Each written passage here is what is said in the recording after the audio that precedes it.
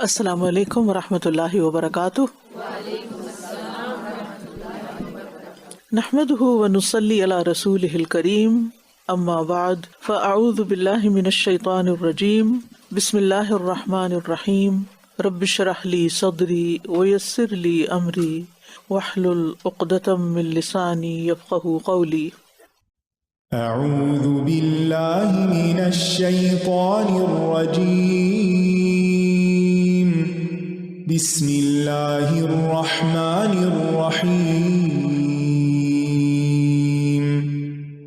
الحمد للہ رب العالمین، الرحمن الرحیم، مالک یوم الدین، ایاک نعبد وإیاک نستعین،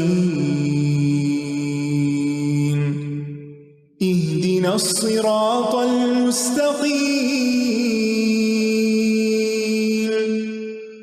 صراط الذین انعمت علیہم غیر المغضوب علیہم ولا الضالین۔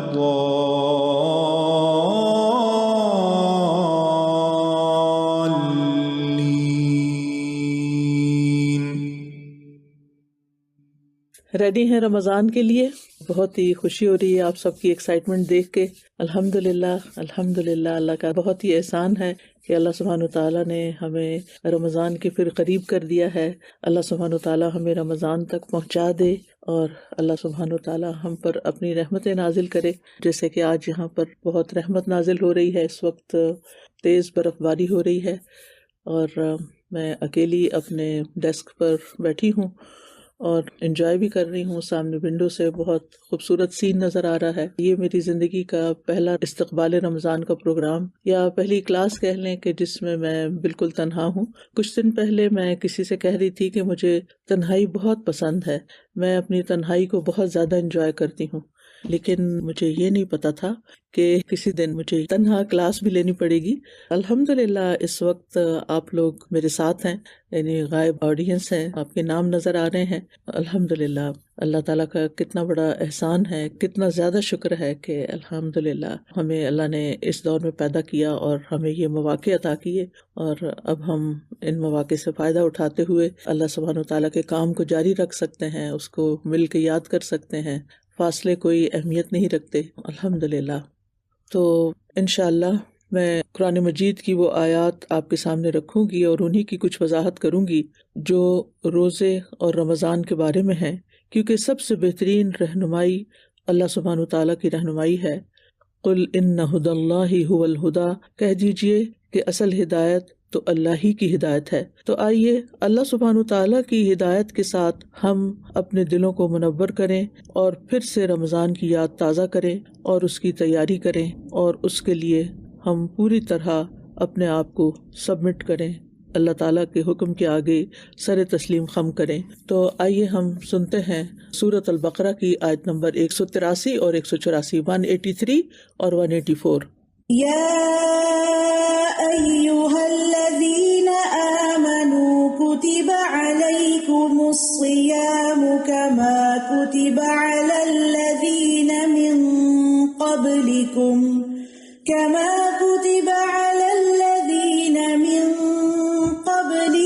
لعلكم تتقون أياما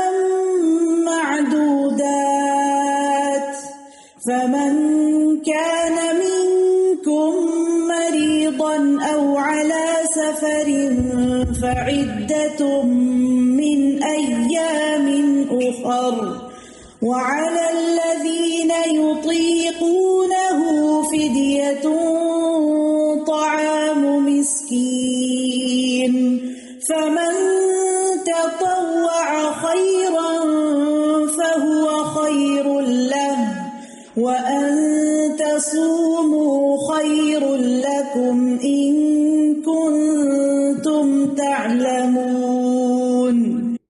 اے لوگو جو ایمان لائے ہو، تم پر روزے رکھنا فرض کر دیا گیا ہے۔ فرض عبادت ہے، جیسا کہ تم سے پہلے لوگوں پر فرض کیا گیا تھا، یعنی پچھلی شریعتوں میں بھی روزہ فرض تھا۔ کیوں فرض کیا گیا؟ تاکہ تم متقی بن جاؤ، تقوی والے بن جاؤ۔ گنتی کے چند دن ہیں، سارا سال نہیں، کئی مہینے نہیں، چند دن۔ یہ بھی نہیں فرمایا کہ ایک مہینہ، مہینے کا لفظ نہیں ہے، گنتی کے چند دن ہیں۔ پھر جو کوئی تم میں سے بیمار ہو یا سفر پر ہو تو دوسرے دنوں میں گنتی پوری کر لے، یعنی قضا روزے رکھ لے۔ بیماری یا سفر کی حالت کی وجہ سے اگر روزہ چھوڑنا پڑے تو گنتی پوری کرنا ضروری ہے۔ 29 کا مہینہ ہے تو 29 کی گنتی پوری کرے گا، 30 کا مہینہ ہے تو 30 کی گنتی پوری کرے گا۔ اور جو لوگ طاقت رکھتے ہوں وہ ایک مسکین کا کھانا فدیہ دے دیں، یعنی اگر ایسی بیماری ہے جس میں شفا یاب ہونے کی امید نہیں تو پھر وہ فدیہ دے دیں۔ پس جو کوئی خوشی سے نیکی کرے تو وہ اس کے لیے بہتر ہے، اور یہ کہ تم روزہ رکھو تمہارے حق میں بہتر ہے اگر تم جانتے ہو۔ یہ جملہ بڑا اہم ہے، پس جو کوئی خوشی سے نیکی کرے تو وہ اس کے لیے بہتر ہے۔ یہ فدیہ دینے سے متعلق بھی ہے اور اوور آل بھی ایک اصول بھی ہے زندگی کا جو ہمیں بنا لینا چاہیے، فَمَن تَطَوَّعَ خَيْرًا فَهُوَ خَيْرٌ لَهُ، کہ نیکی کا جو کام بھی ہم کریں دل کی خوشی کے ساتھ کریں۔ تو بہرحال یہاں پر ہم دیکھتے ہیں کہ اللہ سبحانہ تعالیٰ نے ایمان والوں سے خطاب کیا ہے، یا ایھا الذین آمنوا، الحمدللہ کہ ہم سب ایمان والے ہیں۔ ایمان کی نسبت سے اللہ تعالیٰ نے ہمیں پکارا ہے، لہٰذا ہمیں اپنی ایمان کی قدر و قیمت جاننی چاہیے اور اس ایمان پر اللہ کا شکر ادا کرنا چاہیے۔ اور پھر روزے کی فرضیت کا بتا دیا گیا کہ یہ ایک فرض عبادت ہے، اور پھر روزہ ان احکامات میں سے ہے، یعنی وہ شرعی حکم ہے جو ہر زمانے میں رہا ہے، یعنی صرف تمہارے لیے نہیں، پہلوں کے لیے بھی یہ فرض تھا۔ روزہ کیا ہے؟ روزے کے لیے عربی میں لفظ صوم استعمال ہوتا ہے۔ صوم کا لفظ سیام سے ہے جس کا معنی ہوتا ہے رک جانا، اور شریعت میں طلوع فجر سے غروب شمس تک روزہ توڑنے والی چیزوں کو چھوڑ کر اللہ کی اطاعت بجا لانے کا نام روزہ ہے، یعنی ان چیزوں سے بچنا ہے جو روزہ توڑنے والی ہوں، اور روزے کی حالت میں اللہ کی اطاعت کے کام کرنے ہیں۔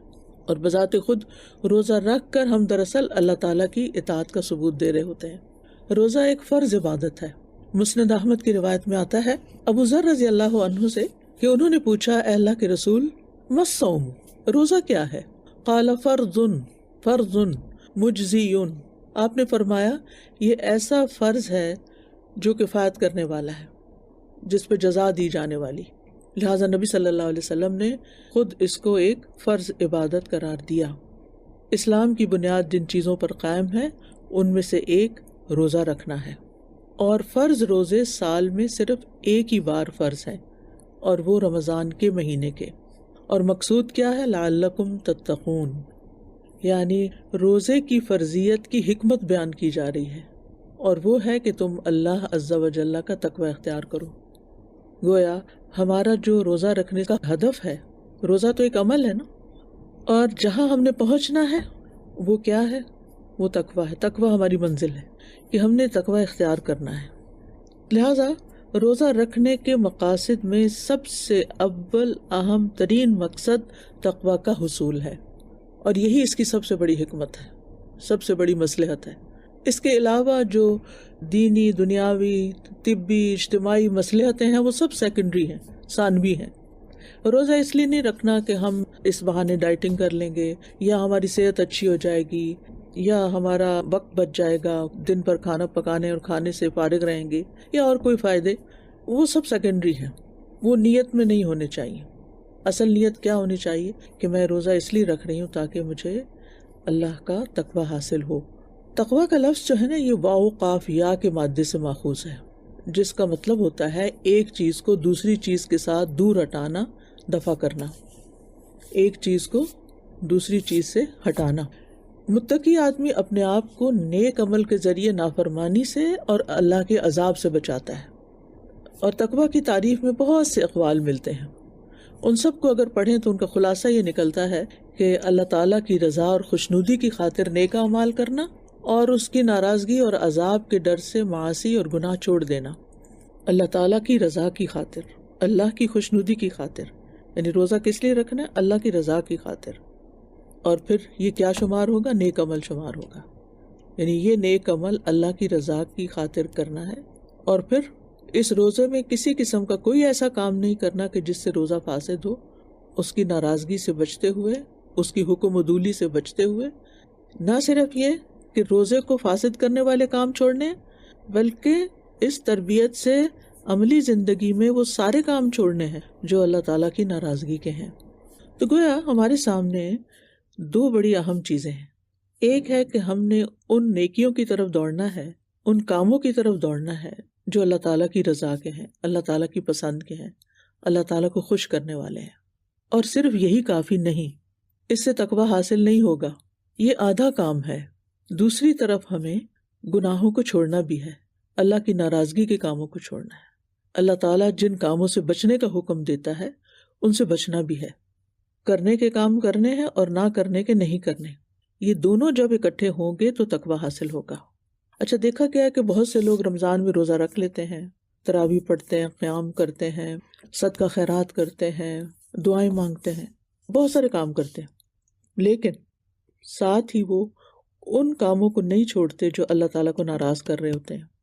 تو یاد رکھیے، اس سے روزے کا مقصد فوت ہو جاتا ہے۔ روزہ کس طرح ہمارے اندر تقویٰ پیدا کرتا ہے؟ جب ہم اللہ کی خاطر حلال اور من پسند چیزوں کو چھوڑتے ہیں روزے کے دوران، اور پھر اللہ ہی کی خاطر حرام چیزوں کو بھی چھوڑتے ہیں۔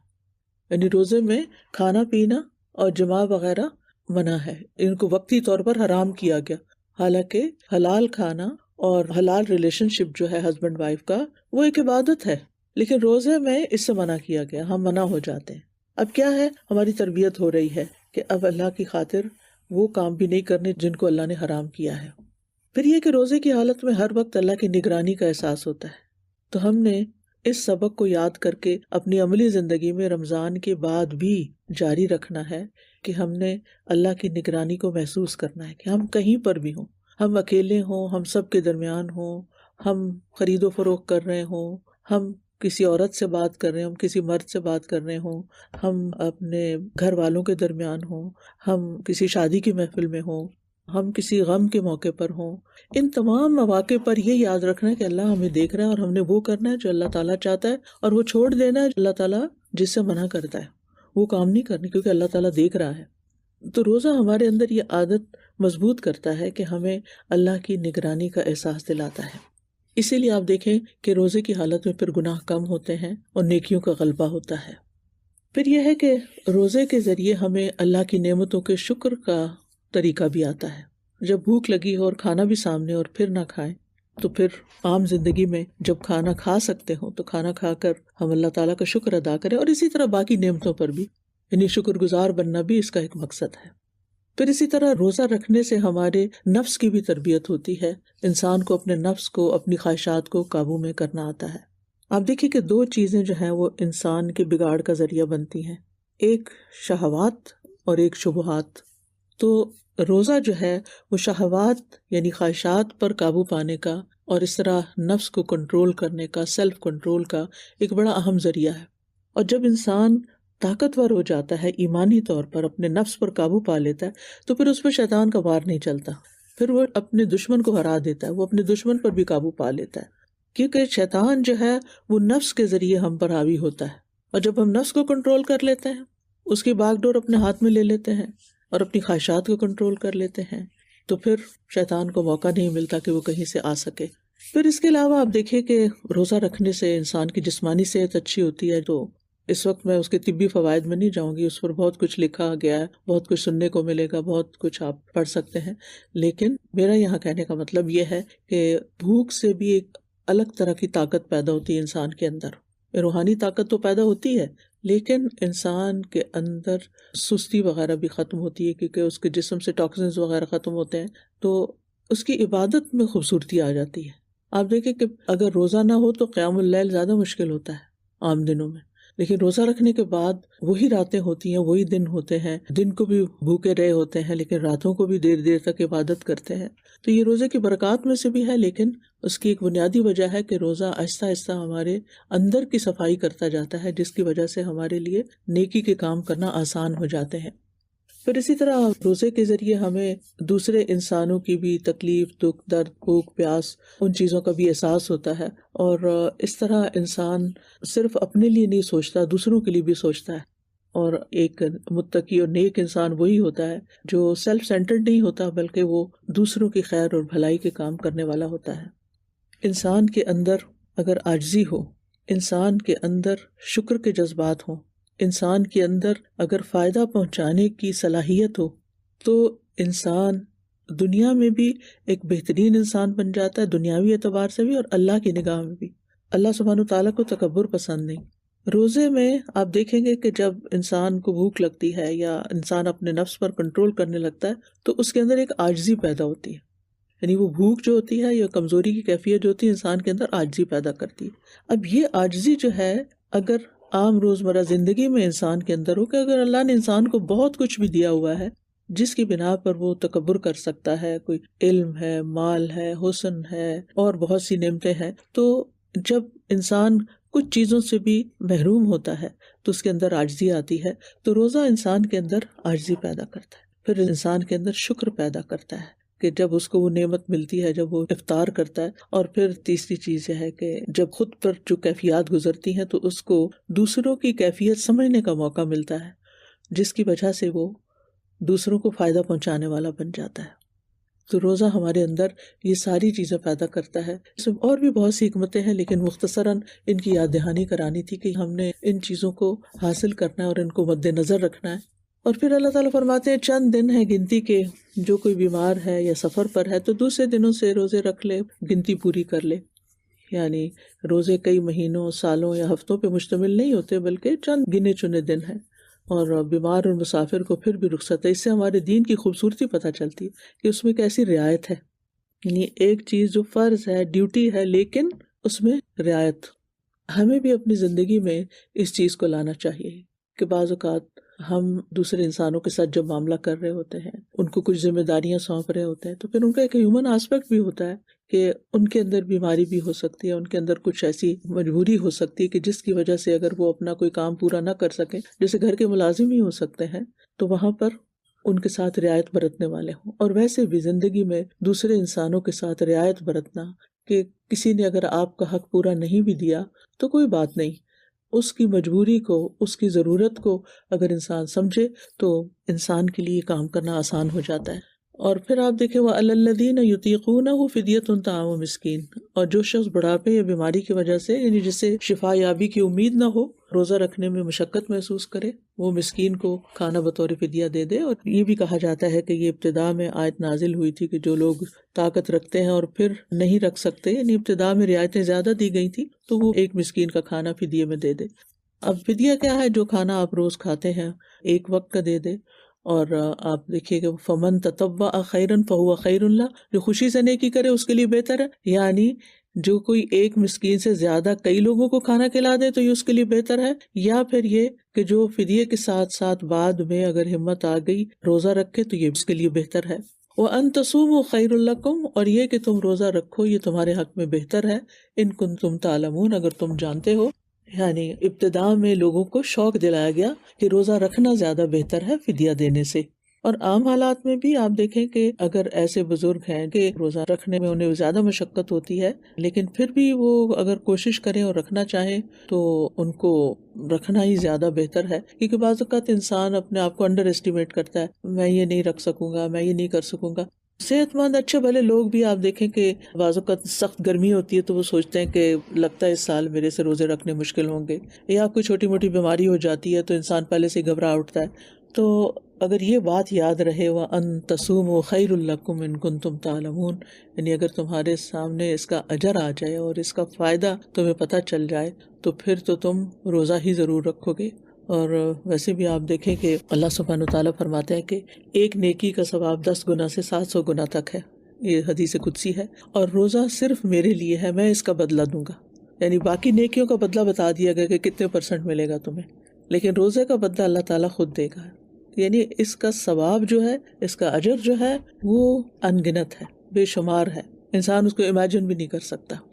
اور پھر سب سے بڑا فائدہ کیا ہے؟ روزہ آگ سے ڈال ہے، یعنی آگ بہت بڑی بلا ہے، جہنم بہت بڑی مصیبت ہے، اس سے بڑی کوئی تکلیف کی چیز نہیں.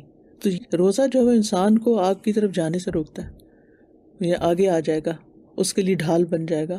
جیسے میدان جنگ میں دشمن کے وار سے بچنے کے لیے ڈھال ہوتی ہے.